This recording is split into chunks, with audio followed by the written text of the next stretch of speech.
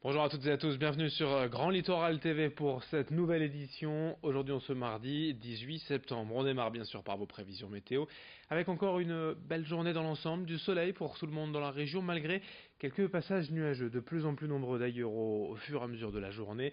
On restera tout de même au sec aujourd'hui, attention au vent parfois fort en rafale. Les températures elles restent au-dessus des valeurs saisonnières, avec 20 degrés à Calais, à Boulogne, le Touquet ou à Dunkerque, 22 degrés à Saint-Omer cet après-midi. On en reparle après ce journal. À la une, tout d'abord, un préavis de grève départemental déposé à la Poste. Une nouvelle direction régionale vient d'être nommée afin de regrouper l'ensemble des activités courriers. Mais de nouvelles directives imposées ne plaisent pas du tout aux salariés, notamment cette pause méridienne de midi à 14 heures. La direction présente cela comme un avantage pour les salariés, mais les syndicats refusent en estimant que cela supprimerait de fait les 20 minutes de pause chaque jour payées par l'entreprise. Ce à quoi la direction aurait tout simplement répondu que ceux qui n'acceptaient pas la pause du midi n'auraient plus de tickets restaurant. Bref, la situation se complique et une manifestation est prévue aujourd'hui. Explication au micro de Lucille Berthe-Constant. Si la Poste met ça en place, c'est pour faire de la productivité, parce qu'aujourd'hui les agents travaillent du matin, le modèle social du facteur c'est travailler le matin, les usagers, enfin voilà, s'attendent le facteur le matin, et le fait de travailler le matin, ils ont une seule prise de service, ce qui leur donne droit à 20 minutes de pause payée par l'employeur. Et le fait de mettre cette coupure méridienne en place, ça, bien sûr, ça supprime cette pause de 20 minutes. Et vous imaginez 20 minutes de pause qu'on enlève, qui est payée par l'employeur, par le nombre de salariés dans le Nord et en France, vous imaginez la productivité que fait la Poste là-dessus. À Calais, au printemps dernier, l'association La Maison pour tous a accueilli près de 40 000 nouvelles pensionnaires. 2 ruches ont en effet été installées sur les toits. Alors ces abeilles, rassurez-vous, ne sont absolument pas dangereuses, mais elles produisent bel et bien du miel. Une première récolte de 13 kilos a déjà été faite au début de l'été. Sur place, pour s'occuper de ces 2 ruches, 3 salariés de l'association ont été formés à l'apiculture. C'est une manière pour l'association d'être acteur de l'environnement au sein même d'un territoire urbain. Et sachez-le, le miel en ville est de très bonne qualité. Les abeilles savent parfaitement trouver les bonnes fleurs pour leur production. Présentation de ce dispositif au micro de Marine Kijek. C'est assez étonnant et alors ce qui est marrant c'est aussi les gens qui commencent à apprendre, qui viennent voir s'ils peuvent acheter du miel. Alors je le dis, non, cette année on ne peut pas vraiment acheter notre miel, et puis il ne faut pas oublier que derrière il y a aussi des obligations administratives, il faut se déclarer. Alors le rucher est déclaré au niveau de la préfecture, donc tout est fait dans les normes, il y a des choses à respecter. Mais ce qui est sympa aussi, c'est toutes les animations qu'on essaie de mettre en place derrière, et puis ça crée un nouveau rapport en fait avec l'adhérent, ça fait plaisir d'ailleurs, qui s'inquiète de la biodiversité, qui s'inquiète aujourd'hui des problèmes climatiques, etc. Puis donc ça entraîne une forme de discussion que je n'avais pas ici jusqu'à maintenant.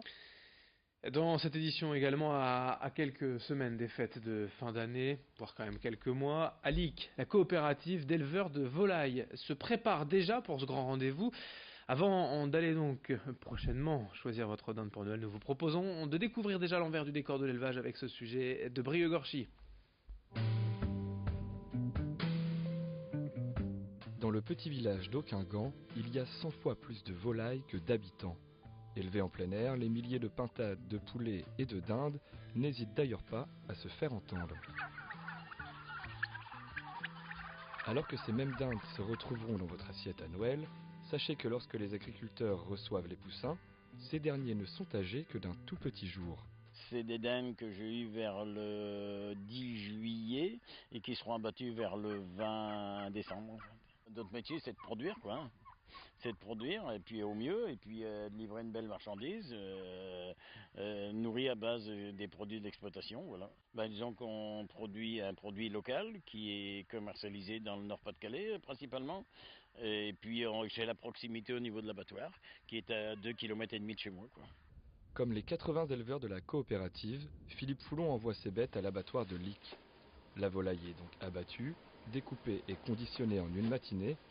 Cette chaîne de production ultra rapide permet de proposer la viande en magasin en une seule journée et de garantir ainsi une qualité maximale.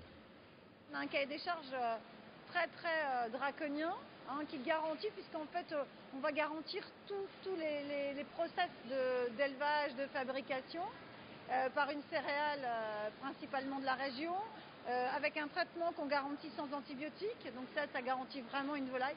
On est toujours dans l'innovation grandissante pour maintenir et garantir toujours une satisfaction et une qualité meilleure du produit. Et là d'ailleurs, on est en train d'essayer de trouver et de garantir et pouvoir garantir une volaille sans OGM. Pour se repérer dans tous ces produits, les logos Label Rouge, Saveur en Or ou encore IGP attestent de la qualité et de la provenance locale du produit. Quant à la mise en rayon de ces fameuses dindes de Lic, il faudra encore patienter car leur commercialisation n'est pas prévue avant les fêtes de fin d'année. On termine ce journal avec ces images de la 26e édition de la course des garçons de café. C'était hier à Calais. Je vous en rappelle le principe très simple. Évidemment, chaque participant reçoit sur son plateau une bière, un jus de fruits, un verre de menthe et un verre de grenadine. Et le but, c'était évidemment de parcourir le plus vite possible les 5 km 500 de la course sans renverser une goutte, ou sinon les participants subissent une pénalité. Au départ, les serveurs calaisiens avaient répondu présent en nombre, avec des jeunes en formation, des actifs ou même des retraités. Une vraie course pour certains, l'occasion plutôt de finir la saison estivale de manière agréable et conviviale pour d'autres. Corentin Escaillé a rencontré certains serveurs dans une belle ambiance hier à Calais. Là, c'est la chaleur. Ouais, il fait très chaud, porté, puis qu'on est vraiment en tenue, du coup c'est un peu très dur, mais sinon ça va aller, on va tenir jusqu'au bout. C'est des chapelles, priorité, chapelles, l'ambiance, et rencontrer les clients qui sont sur le trottoir. C'est fin de saison. On a fini la saison d'été, donc on se fait plaisir à s'amuser entre collègues et faire les collègues sur la route. On a gagné, oui, l'an dernier, on a fini quand même deuxième.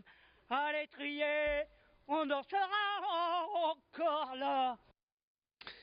Merci de votre fidélité sur Grand Littoral TV. L'info continue dans un instant. Vos prévisions météo et un nouveau quart d'heure d'information dans 8 minutes à peine. Très belle journée à toutes et à tous.